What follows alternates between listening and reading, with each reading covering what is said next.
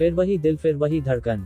Disclaimer, कहानी प्रारंभ से पूर्व। यह एक काल्पनिक कहानी है। इसमें दर्शाए गए सभी पात्र, घटनाएं, स्थान और परिस्थितियां लेखक की कल्पना पर आधारित हैं। इनका किसी भी जीवित या मृत व्यक्ति, किसी संस्था या समुदाय से कोई संबंध नहीं है। यदि किसी नाम, घटना या भाव का मिलना किसी की वास्तविकता से होता है, तो वह मात्र एक संयोग माना जाएगा। लेखिका का उद्देश्य केवल मनोरंजन और सामाजिक भावनाओं को उजागर करना है, न कि किसी की भावनाओं को आहत करना। Disclaimer, before the story begins. This is a work of fiction. All characters, events, places, and situations depicted in the story are purely the product of the author's imagination. Any resemblance to real persons, living or dead, or to actual events is purely coincidental. The sole purpose of the story is to entertain and reflect emotions. It is not intended to hurt the sentiments of any individual, community, or group. लेखिका अंडस्को पूनम तेज नारायण। अभियंत की गाड़ी हवा से बातें कर रही थी। लंबी सी सड़क पर उसके टायरों की घरघराहट जंगल की सन्नाटी को चीर रही थी।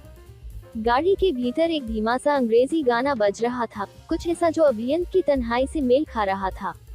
वह गहरी सोच में डूबा था, जैसे किसी अधूरी तलाश में, और उसे इस बात का जरा भी अंदाजा नहीं था कि ठीक उसकी गाड़ी की पिछली सीट पर एक बेहोश लड़की पड़ी है। जैसे ही गाड़ी एक सुनसान घने जंगल में दाखिल होती है, पीछे लेटी उल्लासी को धीरे धीरे होश आने लगता है। उसकी आंखें भारी थीं, लेकिन शरीर में हो रही हलचल से उसे एहसास होता है कि वो किसी गाड़ी में है। झटके से उसने आंखें खोली और उठकर बैठ गई। उसने सामने ड्राइविंग सीट पर देखा, एक लड़का गाड़ी चला रहा था। गाड़ी रोको वरना हम तुम्हें जान से मार देंगे, उल्लासी जोर से चिल्लाए। अचानक उस अनजान चीख से चौंककर अभियंत ने गाड़ी को ब्रेक मारे। गाड़ी झटके से रुकी और उसी झटके में उल्लासी का सिर सामने की सीट से टकरा गया।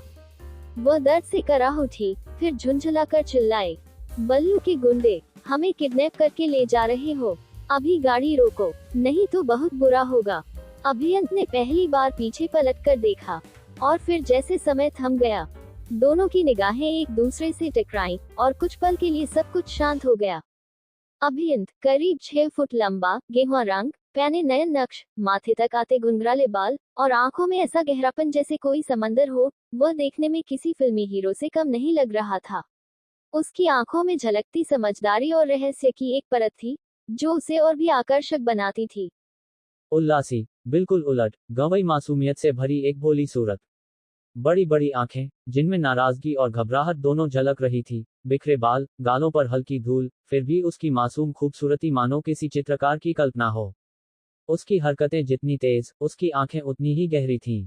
दोनों बस एक दूसरे को देखे जा रहे थे, जैसे कोई भूला बिसरा रिश्ता फिर से जाग गया हो। ऐसा लग रहा था जैसे ये पहली मुलाकात नहीं, कोई अधूरी कहानी फिर से शुरू हो रही है। दोनों एक दूसरे की आंखों में जैसे ठहर गए थे, पर अचानक उल्लासी को होश आया। उल्लासी झटके से, बल्लू के गुंडे, हम तुम्हें छोड़ेंगे नहीं, अभी के अभी हमें हमारे भाइयों के पास ले चलो।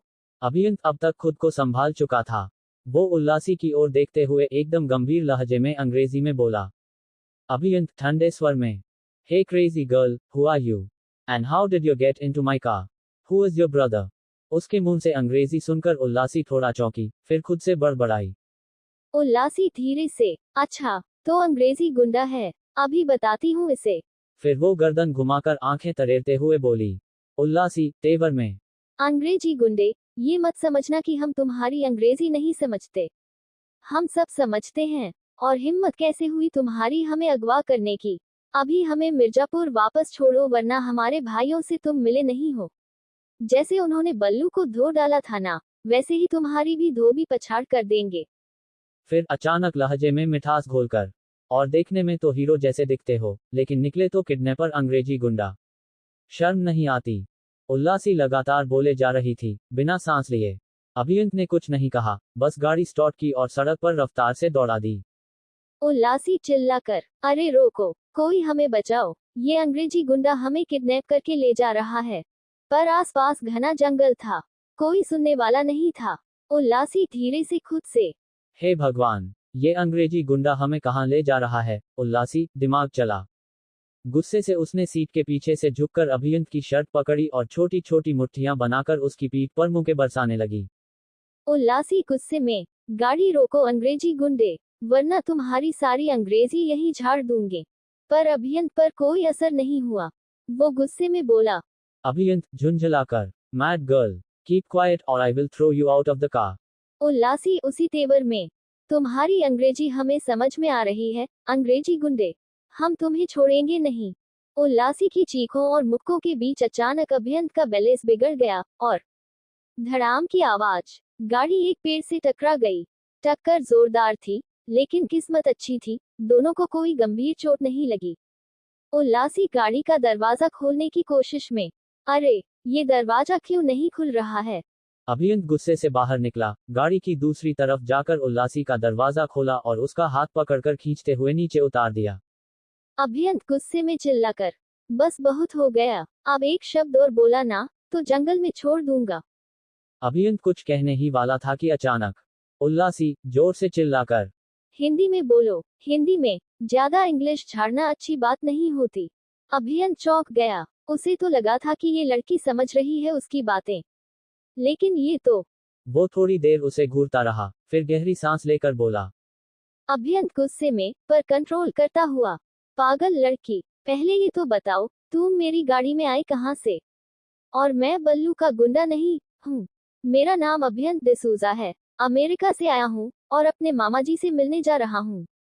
तुम उल्टा मेरी गाड़ी में घुस आए, फिर मुझसे झगड़ा कर रही हो और ऊपर से गाड़ी का एक्सीडेंट करवा दिया।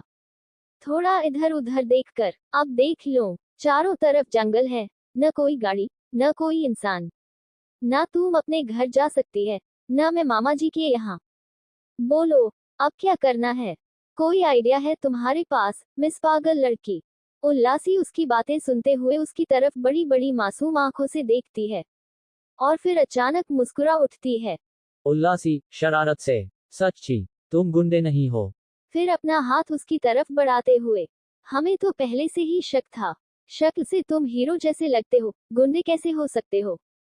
फिर थोड़ी सी मासूमियत से, हमें लगता है बल्लू ने ही तुम्हारी गाड़ी को अपनी गाड़ी समझकर हमें इसमें डाल दिया होगा। अभियंत उसका जवाब सुनकर गुस्से से उसकी तरफ देखता है, आंखें बड़ी करके। अभियंत झल्लाकर, वाह मैडम, अब समझ में आया, गाड़ी तो तुड़वा ही दी, अब बताए घर कैसे जाएंगी आप। थोड़ी रुककर, फिर व्यंग्य में, या फिर इसी जंगल में कैंपिंग करेंगे हम दोनों। उल्लासी अभियंत की बात सुनकर चिंता में डूब जाती है, उसकी आंखों में डर और मासूमियत एक साथ उतर आती है। वह होंठ दबाकर रोनी सी सूरत बनाती है और मासूमियत से पूछती है, तो क्या हम अपने घर नहीं जा पाएंगे, हम खाएंगे क्या, और रात को सोएंगे कहाँ, यहाँ तो दूर दूर तक बस सूनी सड़क ही दिख रही है। अभियंत उसकी बात सुनकर कुछ पल के लिए चुप रह जाता है। उसने अब तक उल्लासी को सिरदर्द समझा था, मगर इस पल उसमें एक छोटी सी डरी हुई लड़की दिख रही थी। उसकी आंखें उसकी मासूमियत में डूब जाती हैं। अभियंत ने उसकी तरफ देखा, उसका सारा गुस्सा जैसे पल भर में कपूर की तरह उड़ गया। वह नर्म लहजे में बोला, चिंता मत करो, मैं कुछ न कुछ इंतजाम करता हूँ, हम अभी यही सड़क किनारे खड़े रहते हैं, कोई न कोई गाड़ी जरूर गुजरेगी, लिफ्ट ले लेंगे। फिर वो थोड़ी देर रुककर बोला, जहाँ तुम कहोगी वहीं छोड़ दूंगा तुम्हें, फिर मैं अपनी मामा के पास चला जाऊंगा। उल्लासी जो अब तक उससे थोड़ा दूरी बनाकर खड़ी थी, उसकी बात सुनकर बिना कुछ कहे चुपचाप उसके करीब आकर खड़ी हो जाती है। अब दोनों एक दूसरे के साए में सुनसान सड़क के किनारे उम्मीद की कोई रोशनी लिए खड़े हैं। मेरे social media link, YouTube, Instagram, Facebook, Pinterest. अगर कहानी पसंद आए तो शेयर जरूर करें।